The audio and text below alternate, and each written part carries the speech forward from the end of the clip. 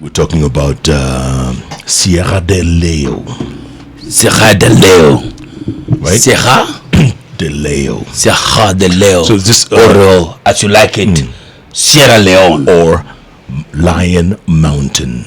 So, like I was telling you, a few nomenclature. What? Nomenclature. Nomenclature. Latin nomenclature. Yes. The biology name for a lion Yes. is Panthera leo. Panthera Leo. Yes. Then we have Cannabis sativa. Cannabis sativa. Which Yes, that is the biological name for Skumawiki.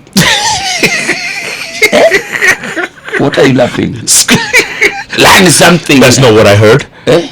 Cannabis sativa. Cannabis sativa. You see, Panthera leo, Yes. lion. Yes. Cannabis sativa, Skumawiki. Spinach.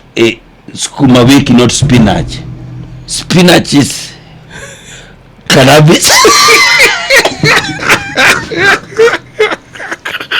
Cannabis. Yes. Something.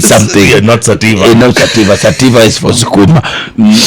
So, an Italian explorer back in the 1400s discovers this mountain that looks like in the shape of a lion. He calls it Sierra del Leo. Later on, Sierra Leone, meaning a lion mountain. Very much like Liberia, country formed for freed American slaves and also slaves from former British colonies. That's why Britain colonized Sierra Leone back in 1895. Oh, okay. Yes, it was a British colony. So, an independence. It was the founding father was a gentleman by the name of Sir Milton Margai. Sir Milton Margai. Local, all locals, but with these Mzungu names.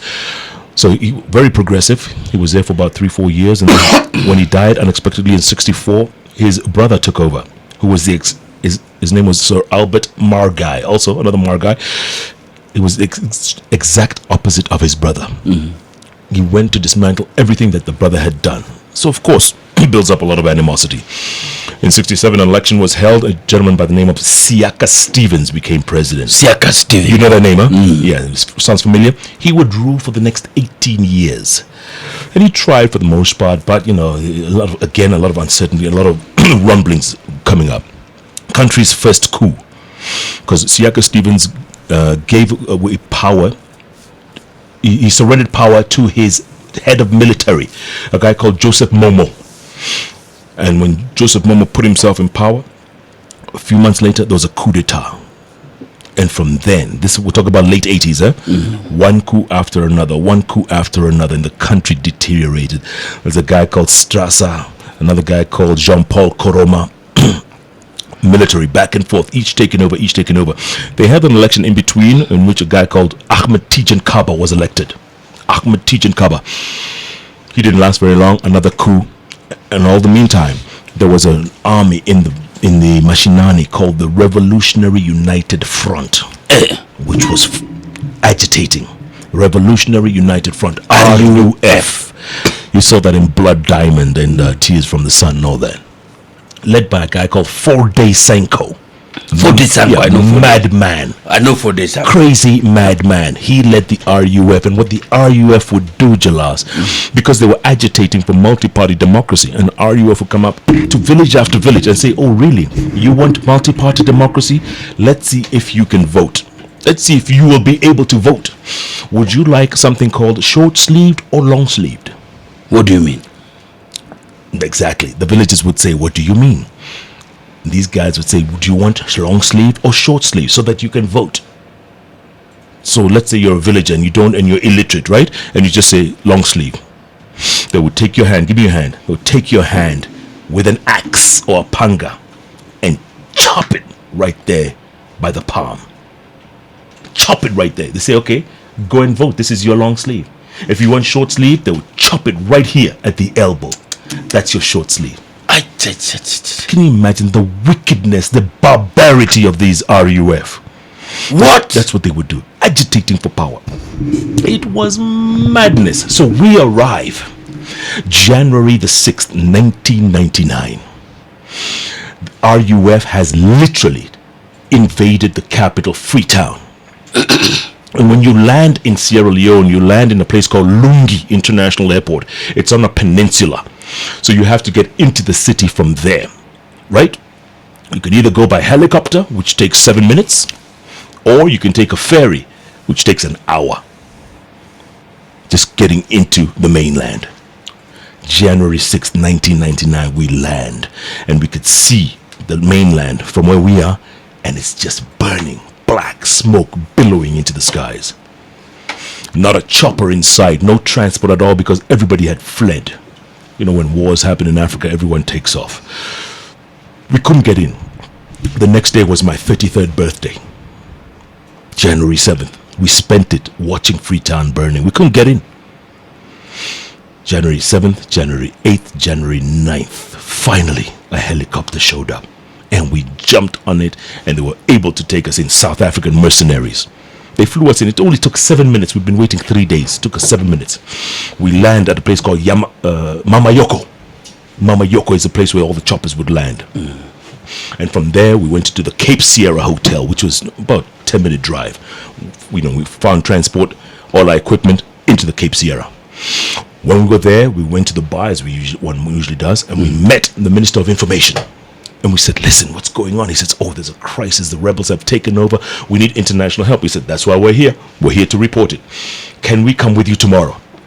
Show us what the city's like, because the world wants to know what's happening in Sierra Leone. What's happening? January 10th, 1999. They give us an escort, armed, like 5 cars, 5 big trucks, and about 50, 60 men. All ECOMOG, West African peacekeepers. And we drive down. It was us from Reuters Television, and then there's a car behind us from Associated Press Television. 2 different agencies, but obviously we're always competing, but we were in the same place. We decided, let's all go together. There's always strength in numbers. And we're driving down the streets of Freetown. This time, every building has been razed to the ground, Jalas. Dead bodies everywhere, bloated bodies, children, men, women, all being eaten by dogs and vultures in the streets. That's what we're filming. It's like a Mad Max movie we've just come upon. It was, and we filmed for like 2-3 hours, back and forth. A little fighting over there, we would film it, and then dead bodies everywhere. We get to this gas station, and we're all congregating. We say, okay, do you have enough footage? Do we have enough? If we have enough, we go back and file it. These guys said, no, we don't have enough. I told my cameraman, look, we have a lot of footage here. The world hasn't seen any of these pictures. Let me run back to the hotel. Let me transmit these pictures. You guys carry on filming. My guy, he carries on with these Associated Press guys. I dash back to the hotel about 2 kilometers. I'm running back.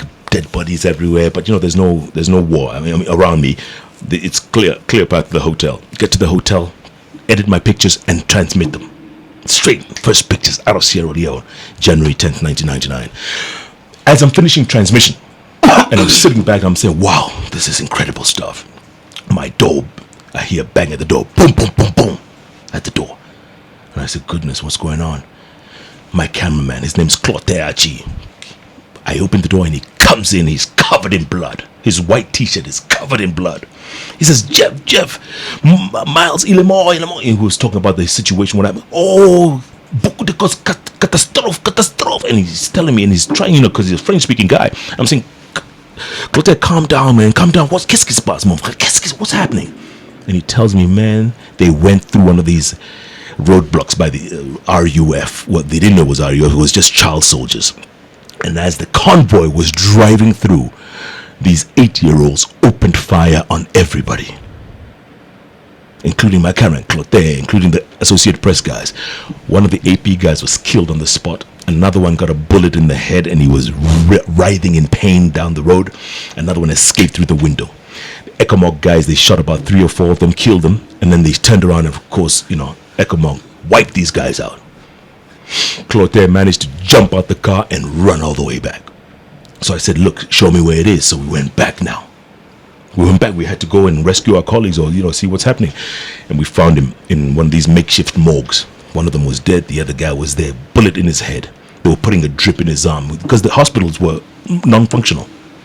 It was madness. Now we started making phone calls, calling his office, calling their bosses, saying, hey, listen, this is what's happened. There's been an accident, there's been a shooting, casualties, blah, blah, blah. Associated Press had to send a chartered plane all the way from South Africa to Freetown to pick up their colleagues and take them to London, where he finally ended up. This guy survived with that bullet in his head for the next 24 hours. Bullet in the head. He was just in and out of consciousness. Finally made it. Got to a hospital in London. For the next year he was in rehab. His name is Ian Stewart. Google him. He wrote a book later on called Freetown Ambush, something like that. That's what happened that day. Clotaire and I were told, listen guys, do you want to stay or do you want to leave? Because this is not our war. Do you want to stay or do you want to leave? And we discussed it amongst ourselves. He said, you know what? If we don't report this story, no one will. No one's going to know. So we stayed there for the next 26 days. Every day, Clotaire and I would go. And Sierra Leone has some of the best beaches in West Africa. Huh? We would go and film on the beaches, but on the beaches it was just full of floating bodies. From this war, the RUF, floating bodies back and forth. And you wonder who was funding the RUF all this time. They said, allegedly, it was Charles Taylor next door in Liberia, who wanted to fuel all this insecurity just so that they could manipulate, they could get hold of the rich diamond fields in Sierra Leone. Because they're huge. I mean, the diamonds literally come out of the ground. Amazing. But, you know, the more diamonds they had, the more poverty, the more war, the more strife. I'm telling you, that place was madness. All those times we reported it. But finally, peacekeepers came in. They restored the president who was there. And Forde Sanko was finally arrested, right? And he was sentenced for the crimes that he had committed. But then he died along the way. And Charles Taylor, of course, fled Liberia and ended up in Nigeria, and then was captured later and ended up in The Hague. But a sad, sad, horrific story. And even today, one day I was walking on the beach in Freetown, and I saw these guys playing football on the beach. I said, hey man, it's a Sunday. Wow. But it's a little strange football. Like, you know, something's not right with this football. And I noticed all these guys had crutches, and they were running on the beach playing football. And I said, this is new. Each of them had either amputated legs or arms. And they were using the crutches and running with their one leg and playing football with it. Unbelievable. The skill on the beach. Soccer's hard enough on a beach, on sand, right? These guys were using crutches, one-legged, hobbling up and down, playing football. The goalkeeper had no arms. You know, a requirement. Apparently it's a world thing. They play this a lot. Either legless or armless soccer. It's a good thing. But these guys were victims of war. Can you imagine the sad story? And you guys, you know, I keep saying, you know, people think that war is easy. You have to see it for yourself to believe it. You walk down that path, Jalas, there's no coming back. There's no coming back. And that is my story for today, Jalas. It's the Hot Breakfast with Jeff and Jelano.